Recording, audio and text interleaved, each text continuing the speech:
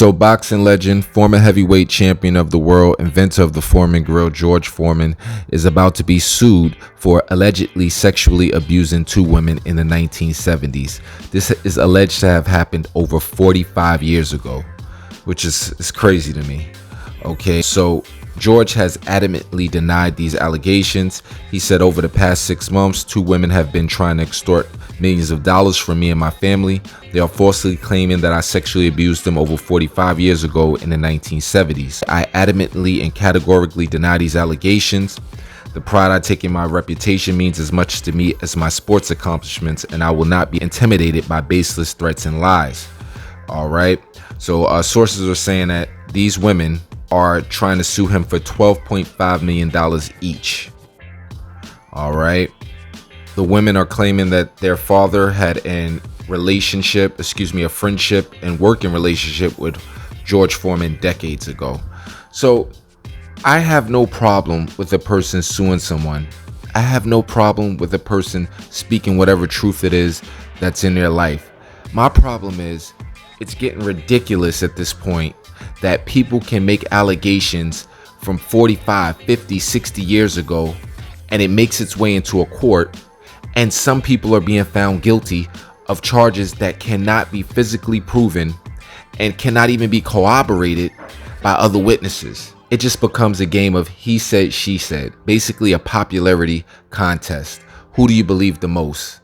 And I just don't think people should be losing money and paying money for lawyers for these types of situations, because even if you win the suit, chances are you spent millions of dollars paying your lawyer off. We have started seeing wild lawsuits and accusations going into civil court since the Cosby situation. And now I'm not saying if Cosby is guilty or not guilty, but I just think that it's pretty ridiculous that a woman claimed that he did something to her in 1974 at the Playboy Mansion when she was supposedly 15, and she got a $500,000 settlement. Okay, and that's, you got to ask these questions. Number one, what was she doing in the Playboy Mansion at 15? Okay, and then she also changed her story and said it was 1975 when she looked at court papers and saw that Cosby wasn't in the Playboy Mansion at 1974. Okay, so I don't want to divulge from the George Foreman story, but I'm just giving you guys some basis. So I feel like in that situation, Cosby, he should sue the Playboy Mansion's estate, since we could just make lawsuits about anything. If she was 15 years old, then guess what? I just had to pay her $500,000 for allegedly sexually assaulting her. You know what? You guys should pay me for having her in the Playboy Mansion in the first place. Now, back to George Foreman. So these girls are saying that he did something to them all the way back in 1970s. So number one, they didn't tell their father. That's a big red flag to me. Okay, how did he get these girls alone if he did something with them? Number two. Number three, why bring it up now? 45 years later. I mean, this guy was heavyweight champion of the world some years back. Everybody knows him for his Foreman grills. I mean, you had all the time in the world to sue him, but why now? And I think it's because people are starting to see how easy it is to make some accusations and to get paid for them. And I just think it has to be a stop to this. It's just getting out of hand.